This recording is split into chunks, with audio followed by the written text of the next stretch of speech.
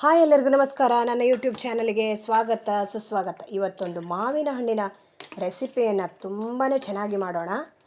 ಈಗ ಮಾಡುವ ವಿಧಾನವನ್ನು ಕೂಡ ಹೇಳ್ಕೊಡ್ತಾ ಹೋಗ್ತೇನೆ. ಎಲ್ಲ ನೋಡಿ ಕಲ್ತ್ಕೊಳ್ಳಿ.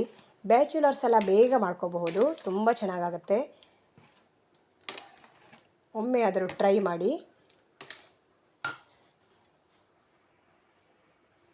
ನಾನಿವತ್ತು ನಿಮಗೆ ಮಾವಿನ ಹಣ್ಣು ರಸಾಯನವನ್ನು ಒಂದು ಹೊಸ ವಿಧಾನದಲ್ಲಿ ಮಾಡೋದನ್ನು ಹೇಳ್ಕೊಡ್ತಾ ಇದ್ದೀನಿ.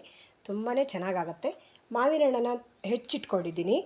ಇಲ್ಲಿ ಕಾಯಿ ತುರಿಯನ್ನು ತಗೊಂಡಿದ್ದೀನಿ ಸ್ವಲ್ಪ, ಹಾಗೆ ಇದಕ್ಕೆ ಏಲಕ್ಕಿ ಕೂಡ ಹಾಕಿದ್ದೀನಿ. ಇಲ್ಲಿ ಸ್ವಲ್ಪ ಹಾಲನ್ನು ತಗೊಂಡಿದ್ದೇನೆ. ಹಾಲಿಗೆ ಕಸ್ಟರ್ಡ್ ಪೌಡ್ರನ್ನು ಮಿಕ್ಸ್ ಮಾಡ್ತೇನೆ. ಈಗ ಸ್ವಲ್ಪ ಕಾಯಿಸ್ಕೋಬೇಕು ಕಸ್ಟರ್ಡ್ ಪೌಡ್ರ್ ಹಾಕಿ. ಎಷ್ಟು 1 ಸ್ಪೂನ್ ಕಸ್ಟರ್ಡ್ ಪೌಡ್ರ್ ಸಾಕು.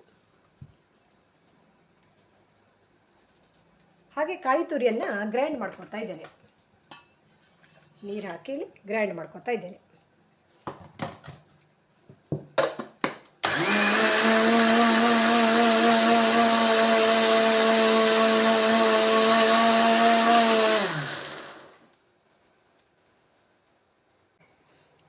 ಈಗ ಕಸ್ಟರ್ಡ್ ಪೌಡ್ರನ್ನು ಸ್ವಲ್ಪ ಕುದಿಸ್ಕೋಬೇಕು. ಗಂಟಾಗದ ಹಾಗೆ ಕುದಿಸ್ಕೋಬೇಕು.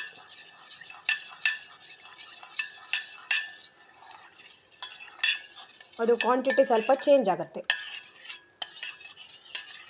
ಮಾವಿನ ಹಣ್ಣು ಪಾಯಸ ಥಿಕ್ನೆಸ್ ಬರುತ್ತೆ. ಇಲ್ಲಿ ನಾನು ಕಾಯಿ ಹಾಲನ್ನು ತಗೊಂಡಿದ್ದೇನೆ. ಈಗ ಇದಕ್ಕೆ ಹಾಕ್ತೇನೆ. ಹಾಗೆ ಸ್ವಲ್ಪ ದ್ರಾಕ್ಷಿ,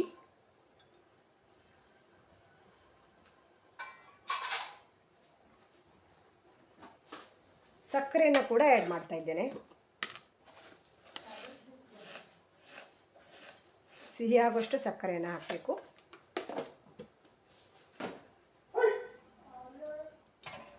ಆಮೇಲೆ ಇಲ್ಲಿ ನಾನು ಕಸ್ಟರ್ಡ್ ಪೌಡ್ರನ್ನು ಹಾಲಲ್ಲಿ ಕಾಯಿಸಿ ಇಟ್ಟಿದ್ದು, ಇದು ಈಗ ತಣ್ಣಗಾಗಿದೆ. ಇದನ್ನು ಕೂಡ ಆ್ಯಡ್ ಮಾಡ್ತಾ ಇದ್ದೇನೆ. ತುಂಬಾ ಚೆನ್ನಾಗಾಗುತ್ತೆ.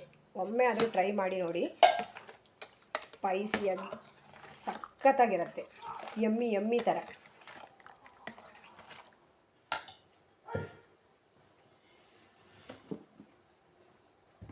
ಈಗ ಸ್ವಲ್ಪ ಉಪ್ಪನ್ನು ಕೂಡ ಆ್ಯಡ್ ಮಾಡ್ತೇನೆ.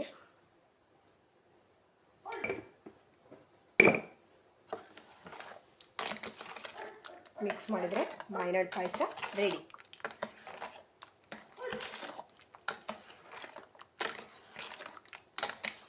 ಬಹಳ ಬೇಗ ಆಗುತ್ತೆ.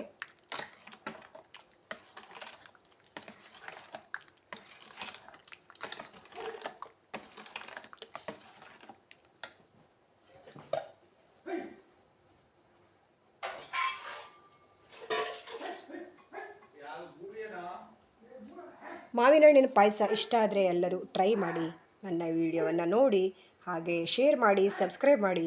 Thank you so much friends. Bye bye.